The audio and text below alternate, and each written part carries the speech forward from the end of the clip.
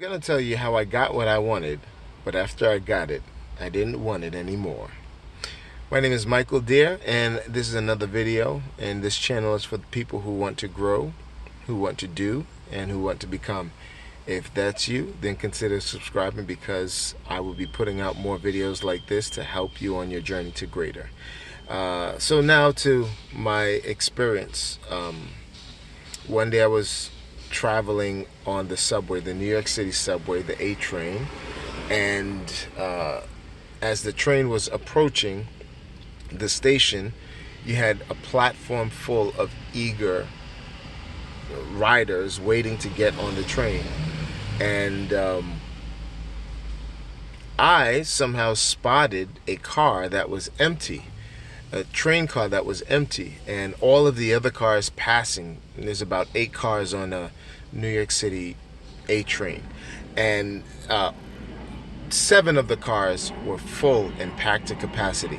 Now, any of you who don't know how things go in New York City, when you're waking up to go to work, the last thing you want to do is get into a crowded train car because you have to stand up the whole ride, and sometimes that means standing up for a whole hour, hour and a half, or 2 hours, depending on how far you live from work or your destination in New York City.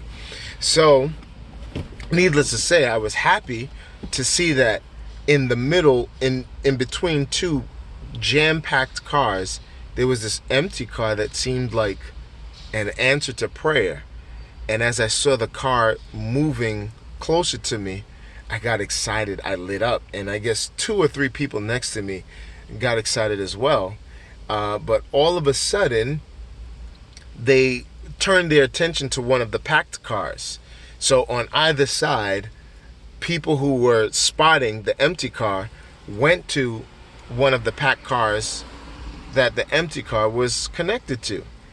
And I was thinking to myself, well, all right, these unwise people are not gonna get the preferential car like I'm gonna get it.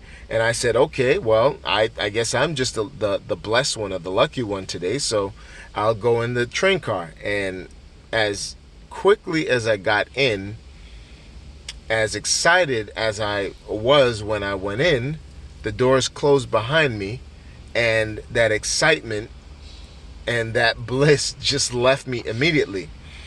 And sure, I had my choice of seats. I could choose any seat that I wanted because the car was empty. And people on the left side, right side, or the left side, depending on how you're viewing this video, they were looking through the windows at me in the empty car, and they were packed, but they were happy. Or not exactly happy, but relatively. And I thought to myself, why am I the only one in this car, and why is everyone going to the 2 packed cars on the side? And it was I guess 1 minute after I entered, it really hit me. No, I mean, it really hit me. It was stink. There was a homeless man on the train car, and he caused the whole train car to be filled with this stench that I could not even describe to you right now. It was really putrid, and I had to breathe through my jacket. I don't know if you've ever had that experience where you have to breathe through a fabric piece of clothing just to filter the air before it gets to your nose. Come on now. I know you're out there.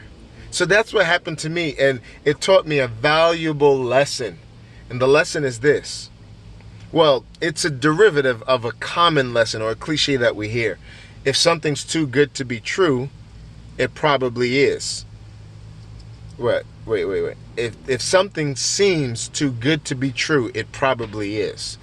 And although I don't adhere to that specific axiom, the derivative that I believe in, or I take for myself, is that if something is great, or something seems to be beautiful, or a discount or what have you, or an opportunity that everyone should jump on, and no one's jumping on it, take notice. And for me specifically, especially in a city like New York where there's 8 million people, I should have taken notice that out of 8 million people, or that little portion of it that was on the platform, that percentage of people waiting for the train, I should have noticed that out of all of these individuals that this train was going to carry, none of them decided to go into this train car that I was going into. That should have piqued my curiosity, but it didn't, because all I saw was an opportunity. Well, there you have it. If something seems too good to be true, don't think that it's as good as it is, but also don't miss an opportunity. So scrutinize it a little more before you jump all in, because if there's so many people in this world, or in your market, or in your industry, or in the market for the thing you're looking for, and no one has jumped on this opportunity that you're looking at, there's probably a good reason why. So take your time, be careful, because you have to spend your resources and your finances and your energy where it's best put to use. So until next time, keep growing, keep doing, and keep on becoming. God bless you.